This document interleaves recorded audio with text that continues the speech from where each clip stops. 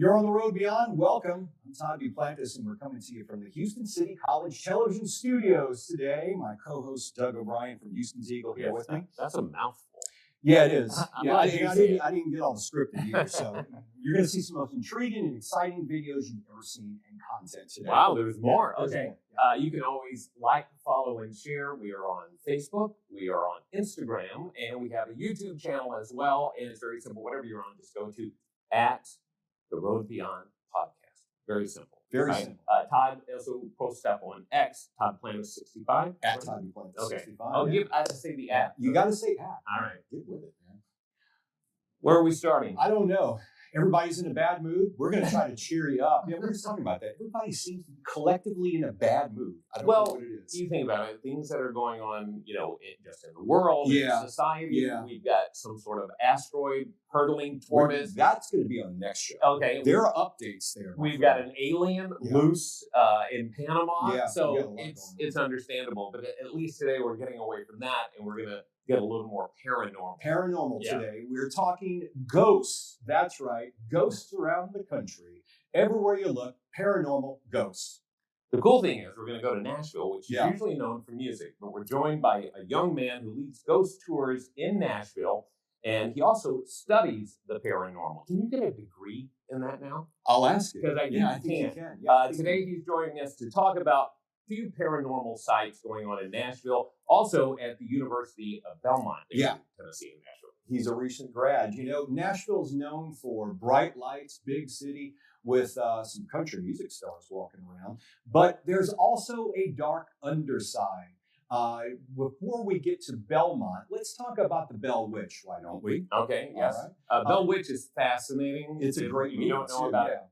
Deep in the hills of Tennessee lives one of America's most chilling legends, all right? Story of the Bell Witch. For more than 200 years, tales of strange voices, unexplainable events, and the vengeful spirit have haunted the Bell family farm. And at the center of it all, the mysterious Bell Witch Cave. Now joining us live from Nashville, we're joined by a young man, you might recognize the last name, Austin Duplantis. And no, he's not my son. Okay. I was going to say, there's some things I don't know about you because I didn't think you had one. Austin's joining us live. Austin, good to see you. Yeah, thanks for having me. I really appreciate it. Yeah, well, just that we are related. You can tell the folks. How are we related exactly? And I'm not your dad. He's not my father. I have been told is striking. He is in fact my uncle. So that's my right. Older brother. Now, Austin, you just graduated from Belmont, and you're making your way. I know you lead tours out there in the Nashville area, but you also look like you've done a little research into the paranormal because you got two big subjects. The first one, the Bell Witch. For those who may not be familiar with it, can you tell us the legend of the Bell Witch and how it connects to the cave? Because I'm a little concerned. A little confused. I've heard a little bit about it, and it seems to be a big property. Yeah. So what is the whole story here? Yeah, so the Bell Witch Cave is really just one of the last standing pieces of this Bell Witch property, sort of paranormal occurrence. So the story, it's actually set on about 320 acres. That's what the Bell family ended up buying. So our story starts, the Bell Witch Cave, I should mention, is about 40 minutes north of Nashville. So relatively close to the city, but a little more rural.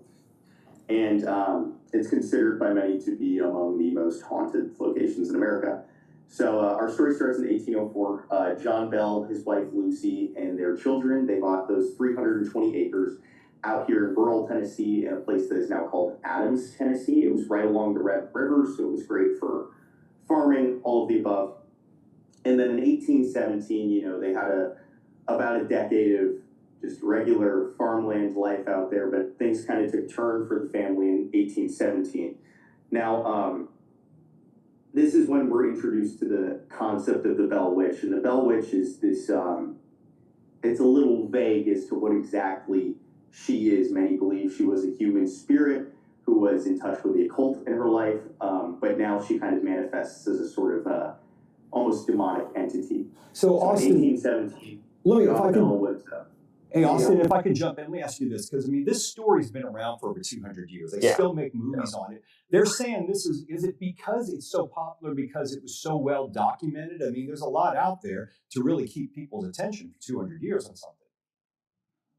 Well, it is, incredibly well documented. One of the things about this case is that it's not just the family who witnessed it. They invited friends, spectators out to come and kind of witness what was happening. They also had a large enslaved population working for them, and many of the enslaved people who worked on the farm also claimed to have experienced some of the torments of this entity. And I also think that it's so popular within the cultural zeitgeist because the end of this story, it ends in tragedy. John, unfortunately, passes away, and it becomes one of the only deaths in American history that is linked to something supernatural. Okay, wait a second. Wait. How is it linked? Because you can't just throw that out there. Yeah. Tell us, how's it linked there? Yeah, nice use of the word zeitgeist, by the way. But how did that play? How did that play into his death? I'm curious. Right. So in 1817, I'll kind of fill in the gap here. But in 1817, when things started to change for this family, it all started when he was out on his farmland. It was late at night, and he spotted this dog-like creature in the distance. It was described as sort of this black mass resembling a large dog, and it allegedly had two heads, and it really spooked John. So John shot at the dog, and the dog ended up running away. It's believed that this dog is a sort of form that the Bell Witch takes on, and that's when their activity with the Bell Witch started. So over the next several years, the Bell Witch started to torment the family's farmhouse. It started off small. Right. They would hear noises throughout the house, like just phantom knocks, phantom whispers, the sound of chains dragging along the ground. But eventually it got to the point where members of the family were interacting with this witch entity. She would appear as sort of a shadowy apparition that would talk to the family. And so you're basically, so let me jump in, because you're basically at home. It's like a night at your house. Right. You've got a witch entity hanging out, chains rattling, all types of crazy stuff. Yeah. What gets me, though, is they're still making movies about this. Well, yeah, and a lot of people are still investigating it. Yeah. I'm curious, though, with the witch itself, do they know what the origin story is? Is it Native American? Did it start some other way? Like, what is the background of the witch? Do we have any idea? So the extent of the origins that I know about the witch is that it's believed that her name is Katie, whoever it may be. Or, of course, as with paranormal research, occasionally demonic forces can assume the form of a person to become more palatable to an audience, so they can essentially invest a host or whatever. So and Katie doesn't really sound like a bad name for a witch or a ghost. No, it's a friendly name. That's just Katie, the ghost. Yeah, right. Your friendly witch. It's believed that Katie might have been involved with the occult during her life, and the property. Well, we don't know a ton about the history of the property before John Bell got there. It's believed that she inhabited the property. I believe that during one of the interactions she had with the family, she told them, she was like, I lived here, I was happy in life, but I've been disturbed in death, presumably by John shooting that dog entity, and therefore it is now my goal to torment you for the rest of your days. It never goes well when you shoot at a dog entity, I've noticed. Really? You don't hear holding a grudge. I mean, that dog was mad. Yeah, the whole thing is just kind of crazy. I do remember seeing Austin. I saw some video where someone found a well on the Bell Witch property, and they saw scratch marks as if. Is there any story where the witch was trapped in the well or anything like that? Did they throw her in the well at one time? I'm not incredibly familiar with the well itself on the property. I know that a lot of paranormal activity on the property is centered around the titular Bell Witch cave. That's kind of where an entity is believed to roam, but it is very well possible. This was, again, an incredibly large property. It's possible that maybe Katie, who we don't know a ton about, it is possible that perhaps she was murdered in the well. is some sort of vengeful spirit. Wow. And this place is still popular for visitors as well, right, Austin? Yeah, it's massive. It's one of the biggest tourist spots in Tennessee because Wow. I mentioned, it's one of the only deaths in American history associated with the supernatural. So the Bell Witch essentially told John through her apparition, she told him, she said, I want you dead. That's what I want you to do this. That's always comforting.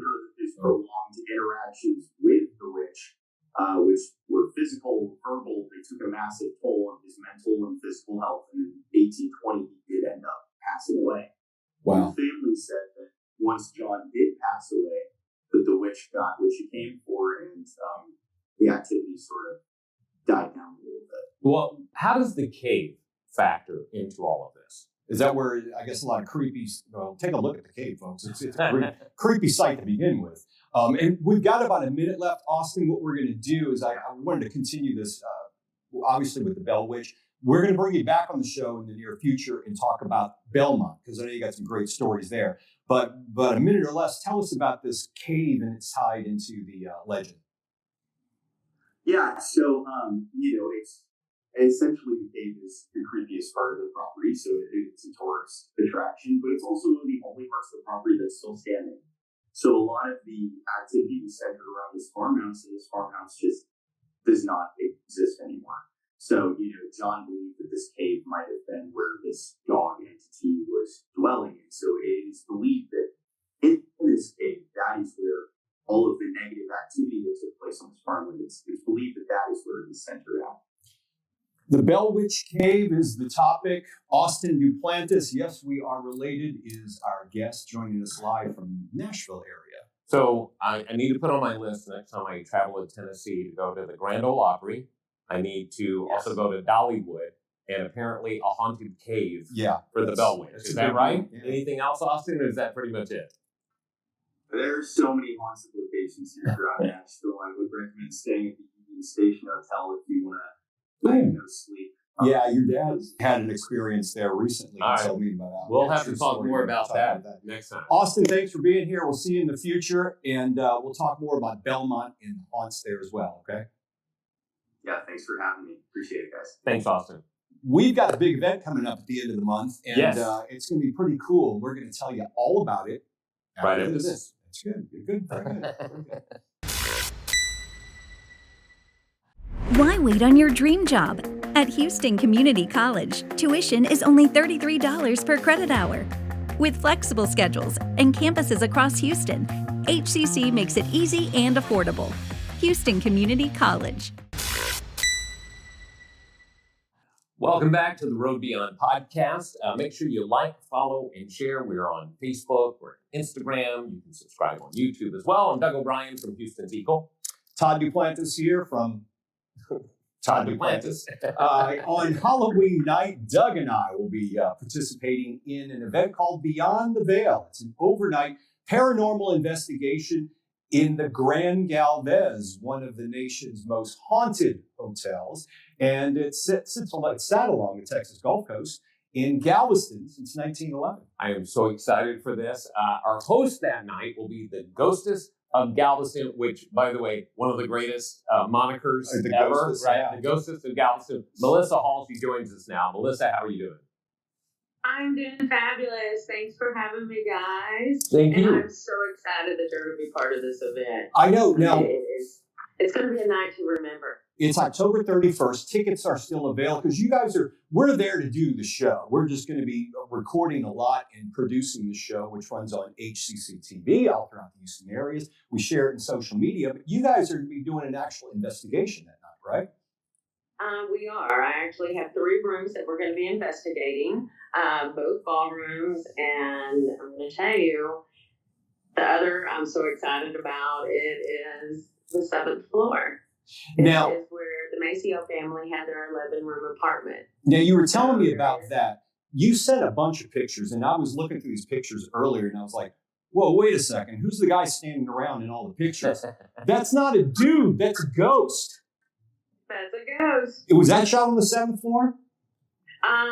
Which one are you talking about? The gentleman with the white shirt on? Yes. I mean, can we show one of those pictures? There's several of them. Yeah. And he kind of appears in these pictures, and if you see it, you think it's a person, but that person wasn't there, right? No, he was, the first photo, this one right here, this was in the ladies' room. So we had haunted bathrooms. I mean, you can clearly see him in the reflection. Let me correct myself. The gentleman in the back in the mirror, let's just say this was my first ghost tour, first photo ever captured that was turned over to me. And I know exactly who he is. I was just going to ask. Multiple photos. Who is it? And he's always wearing the same shirt. You'll see him in multiple. He is. And I will tell you, when I first, saw the photo, I kind of dubbed him my photobombing pirate. But our late guest ambassador, Mr. Bobby Lee Hilton, he did the history tours. At the time, I was concierge. You can see him photobombing the bride there. I mean, it looks like and I got this photo about 2 weeks later. I mean, it's a clear shot of him. Mr. Bobby, he says, "Well, Miss Melissa, I know him." And I'm like, "What?" I said, "How?" He said, "He used to work here." Wow. Since then, I found out all sorts of information. Like I said, I have multiple photos. He's my favorite. He's my buddy there. Now, what do you know about him? He was a BOI, born and raised in Galveston. Mm-hmm. He was a single child. I know his full name. He is actually buried in the same cemetery now that Mr. Bobby is. That's going to be Lakeview Cemetery right behind Kroger. He worked at the hotel from 1964 to 1976. He also worked at quite a few places around Galveston. So he also worked at the old Galveston Club. And the space that he kind of hangs around the most, that's where we have the bar from the old Galveston Club. Oh, okay. So I don't know what it is. I'll tell you what I believe it is. I believe it's his passion for the property. I mean, I tell you, when I pass, I'm coming back. Well, I may not be full time, but I'm coming back to visit the Galvez. I mean, this is when you think of images of ghosts, you think of this apparition that you can see through, and it comes in with mist. This literally just looks like a dude standing in the background, like, "Hey, how you doing?"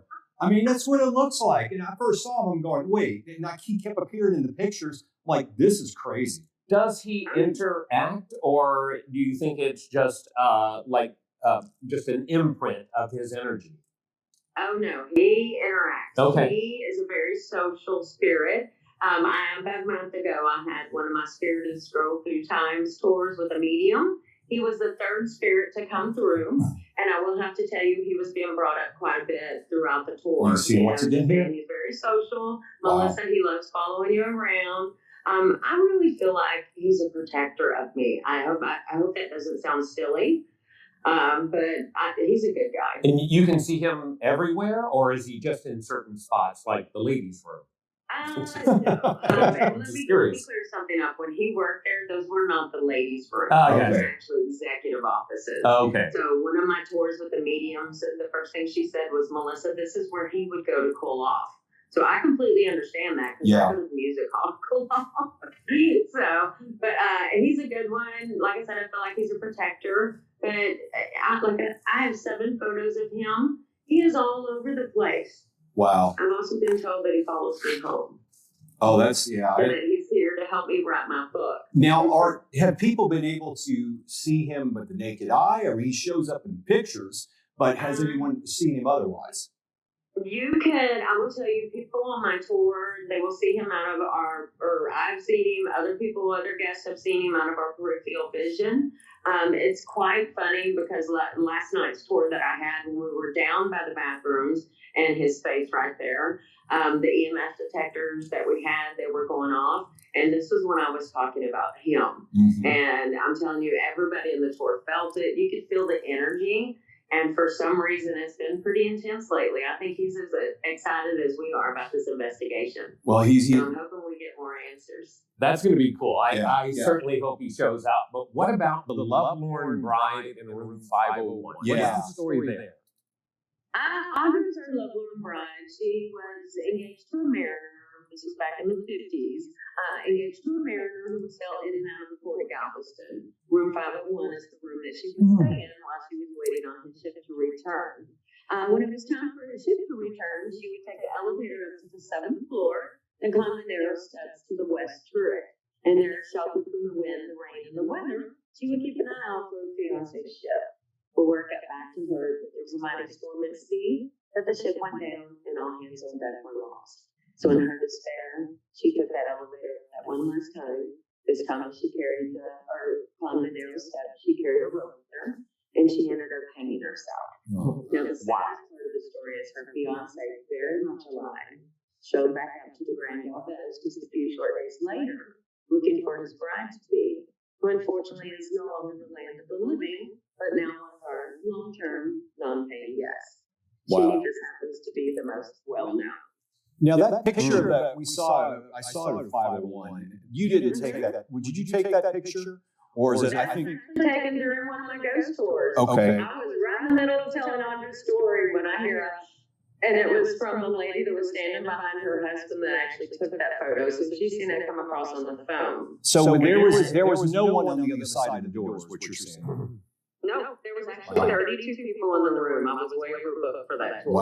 Wow. But, he was standing by the bathroom, and what that is, they're actually showing themselves in the mirror behind the sink, and then they're reflecting onto that glass partition. Wow. Let's also take a moment and don't believe rumors. All right, let's get official notification before we do anything. But I'm curious. You mentioned some very nice spirits. Are there any negative entities? Anything we're going to need to worry about? I've been there for 13 years, and I've never felt anything malevolent in any way, form, or fashion. You have a little bit of everything. You've got children from the 1900 storm, adults from the 1900 storm. Look at all the many wars that we've had. Oh, Yeah, that went around the Grand Galveston. We have soldiers. We have dogs. I have a photo of a ghost cat that was captured in the music hall. Oh, don't talk to me about ghost cats. He ran into one in Syria. Apparently ghost cats like me, so I'm hoping to see a ghost cat now. But is everything visual, or do you have any auditory responses? Do you have any good EVPs that happen? Quite a few people have, had auditory experiences. I will tell you, I never had. Everything that I've seen with my eyes. Yeah. I mean, from full-blown, full-bodied apparitions that look as real as me and you, to what I could just say was a body, but all you could see was light, and it was like energy. I will tell you, I did have an audible experience, and I think it was Mr. Stanley. I think it was my friend. I was kind of bantering back and forth with one of the servers in the restaurant one morning when it was very, very slow, nobody was around. And as he walked away from the front desk, he kind of flippantly said something over his shoulder or whatever. Well, I just kind of flippantly said something back. Next thing I know, whoop, I got popped on the booty. Oh, wow. Okay. Wow. 360, I was laughing so hard. Yeah, Mr. Stanley was spending time in the HR office if that happened today, nowadays. I know you said a video, and we're running out of time, but I want to play this video you sent in one of your emails. Take a look at it, and we'll come back and talk briefly about it. Here's the video.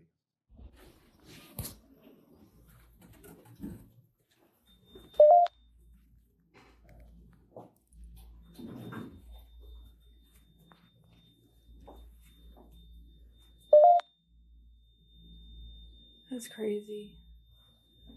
I wonder if it's because of all the open wires. Probably.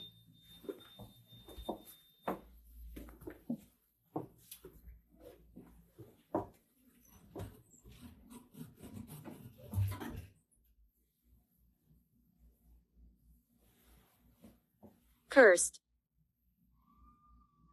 Incredible stuff. Of course, Melissa, the Ghostess of Galveston, is with us, and we're going to be with her at the end of the month at an event on October 31st, which just happened to be Halloween. I know. I am so excited. It's going to be called Beyond the Veil, and it includes overnight accommodations for two tickets to the evening's event, $30 food and beverage credit, and complimentary noon checkout.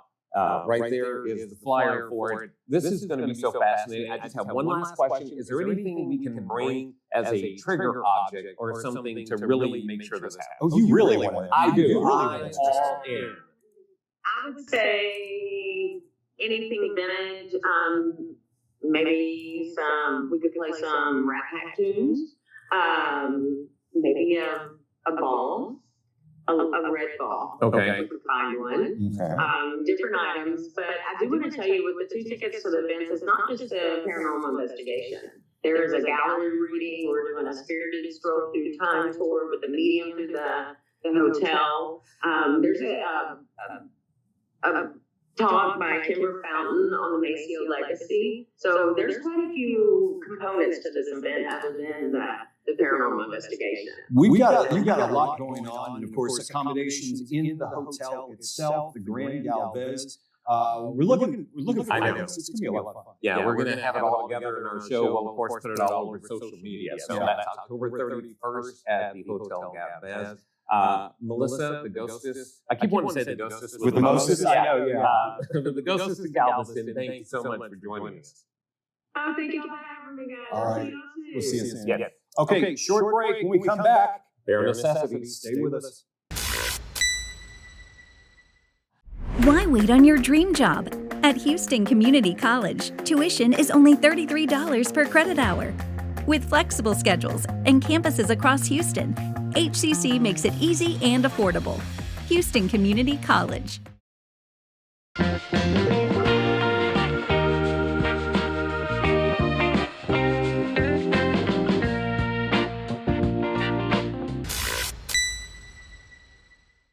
Welcome back to the Road Beyond podcast. It's time for bare necessities, and this one's one of my favorites. People just are determined to get monkeys drunk, and that's what's happening again this week. In fact, it's been going on for decades. Here's some video, I should say, film footage from like the 60s or 70s. Drunk monkeys. Yeah. Still think it's the best I idea. saw this late at night. I thought of you, and it's an old documentary. There's apparently a fruit that is very the marusha. I can't remember the name of it, but it Marullas. the marullas. Yes. So when they're ripe, the monkeys get there. The elephants come to try to knock them down. Here's the deal: once they hit the ground, They start to ferment. well, as they eat it, it ferments in their stomach, and then you get drunk monkeys, drunk hyenas. Oh yeah, they're all drunk fermented. elephants. There's A nothing drunk good elephant. when you got a bunch of wildlife running around drunk. I love when it drops on his head. Meerkats. Look at that. They're even drinking. This is a whole different Lion King than what you've seen in the theater. The Yeah. ostrich is drunk. So there you go. Your latest my drunk. We goodness. may have to retitle this segment "Drunk." Drunk monkey. I'm telling you, last week I said it would be the great name for a band. The Drunk Monkeys. I'm telling you. In this video, I've titled "There's just way too much going on here to explain." Take a look. We've got a number of vignettes provided by. Oh, there's yeah. Snake opening the door. I've seen that, and that Yeah. is like the most terrifying thing that could possibly And then a happen. koala digging through, and then here's a horse just What sitting there. is going on? None of this ends well. Now, I can relate to that. I've got an iguana in the house, but I don't let him run the house like that. This one cannot get traction. No. And then I've seen this dog where he scares off the. Oh. Cats wield a lot of power. They really The do. bear. You never know. Okay, this is the goat through the front door. I just love how the person stands there, and then when the goat comes through, they panic. Yeah, it's no big deal. But a door and and a a bear coming into your house, like that house is yours. So Like, as I mentioned, there's just Look. there's another one. The tiger coming up the hole. No. There's just way too much going on. And where do you go? Oh, Where do no. you start? And there's another tiger. No, I'll stay downtown. That's it. I'm not doing There it. you go. Well, that wraps up another memorable show. Either you're saying that was a really great show, or you're saying what the heck just happened over the last 30 minutes. Either way, thank you for being here this week. Next week, what do we have going on? You said Well, the next 3i show Atlas. is going to be 3i Atlas. There's a lot going on. Will we be here next week? They're saying it's going to get a flyover near Mars, October 3rd, 5th. Okay. So we may get more information or disclosure possibly from 3i Atlas. This thing is getting weird, so we have the updates. We'll have It's that a for you lot of next strange week. things going on. Yeah. Yeah. We'll see you again next time. I'm Todd Duplantis. I'm Doug O'Brien. Have a great